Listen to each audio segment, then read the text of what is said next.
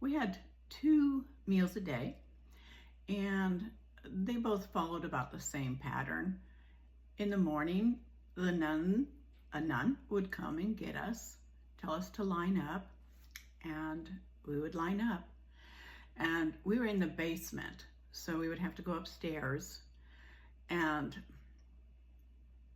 I'm telling you, we could hear everybody's stomach grumbling, talking to each other. We're hungry, we're hungry, we're hungry. This was the biggest mantra that we had there. And it was a shared one.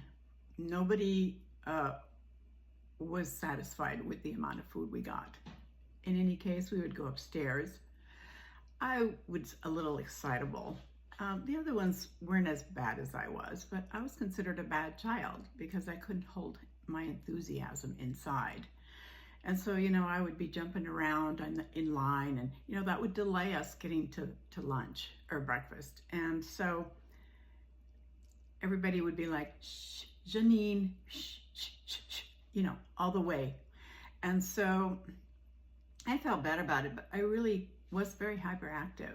And so we would get closer to mealtime, and everybody started to have that same disease that I had of excitability, outward excitability.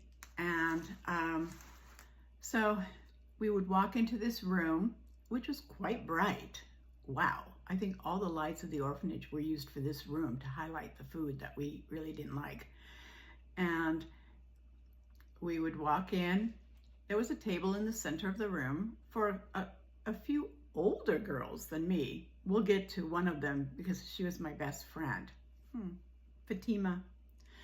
And they would sit down first, and then we would get in these weird high chairs. They held about 6 children in one, and they would lock you in like a carnival ride, actually. And so it would take forever, seemingly, to get us in these chairs. And they were wooden, very uncomfortable. Not that we were there that long. And so, minute after minute after minute, the kids would start crying because we just didn't have time for all these shenanigans. Just give us the food. And then we would all be seated, and I even found a picture later on online, and my memory was right. This is what kind of contraption they had. And so we would be sitting there, and then the nun who cooked or whatever would come in with this big pot, and talk about excitability. We were howling. We sounded like the babies now. Well, we spoke French there, so we're hungry in French. And they would ladle the soup like really carefully. Like one nun had to hold this big thing, and another would ladle it. It was very big production. And I literally would hold on to my bowl so it wouldn't get moved, it wouldn't get nudged, and it wouldn't miss the slop that was about to hit it.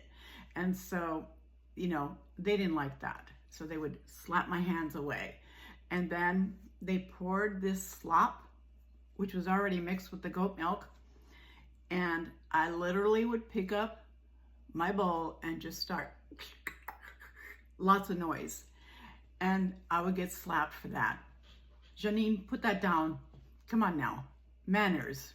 Well, it was all about manners at this place. Manners with nowhere to go, who cares?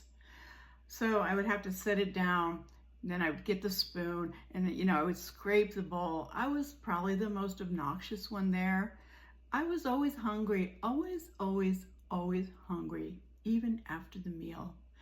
So we would repeat in the evening. We were hungry the entire freaking day. And as a result, I was malnourished by the time I was adopted.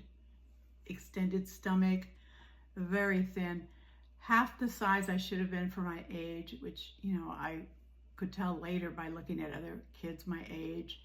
And speaking of which, as promised, here's a picture of what I looked like when I left the orphanage. That was taken a little after the day of the actual adoption, but that is what I was wearing. And a little hat is missing from that picture, but I look pretty cute, pretty sassy. Okay, talk to you later. Thanks. Have a lovely, lovely, lovely day.